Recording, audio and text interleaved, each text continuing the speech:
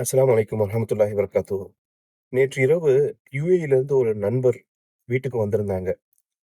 அந்த நண்பர பொறுத்தவரைக்கும் ஒரு சிறந்த பேச்சாளர், நல்ல சிந்தனையாளர், ஒரு ஆளுமை மிக்க ஒரு சகோதரர்.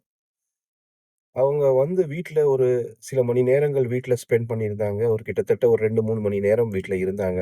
போன பிறகு தூங்க போறபோது, என்னுடைய கடைசி மகன் 9 வயசு ரய்யான் கிட்ட கேட்டேன், "அங்கிள் கிட்ட நீ பார்த்த ஒரு முக்கியமான நல்ல விஷயம் என்ன?" அப்படின்னு கேட்டேன்.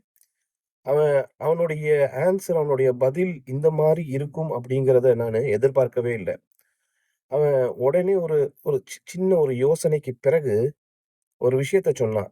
"அப்பா ஹி இஸ் வெரி கைண்ட்" அப்படின்னான். கைண்ட்னஸ் அப்படின்னான். நெக்ஸ்ட் அவன் சொன்னான், "பிரேயிங் ஆன் டைம்" தொழுகையை சரியான நேரத்துல தொழுகுறது. அப்புறம் இன்னொரு விஷயத்த சொன்னான், "நாலேட்ஜ்" அப்படின்னான்.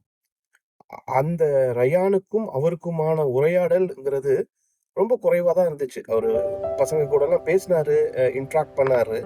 ஆனாலும் அந்த கடைசி That was an பையனோட excellent move. பேச்சு வழியான இன்டராக்ஷன் ரொம்ப குறைவா இருந்துச்சு. இவனும் விளையாட்டுத்தனமா தான் இருந்தான். ஆனாலும் அவன் கவனிச்ச விஷயங்கள் பார்த்தீங்களா? ஒரு இன்டராக்ஷன் இல்லைனாலும், ஒரு வெர்பல் கம்யூனிகேஷன் இல்லைனாலும், ஒரு பேச்சுல ஒரு பயானோ, ஒரு அறிவுரைகளோ இல்லை என்று சொன்னாலும், அவன் யோசிச்சது இந்த 3 விஷயங்கள். எந்த மாரி ஒரு குழந்தைகள் மத்தியில ஒரு மனிதர்களை பார்க்கும்போது, எந்த மாரி ஒரு இம்பாக்ட்ட கிரியேட் பண்ணுது? எந்த மாரி ஒரு தாக்கத்த உருவாக்குது? அப்படிங்கிறத யோசிச்சு பார்க்கணும். கண்டிப்பாக குழந்தைகள் நம்மளை கூடியவர்களாக இருக்காங்க. நம்மள இவாலுவேட் பண்ணக்கூடியவர்களாக இருக்காங்க.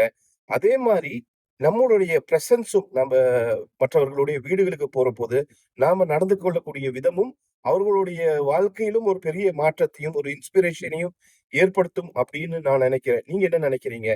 கமெண்ட்ல சொல்லுங்க. அஸ்ஸலாமு அலைக்கும் வரஹ்மத்துல்லாஹி வபரகாத்துஹு.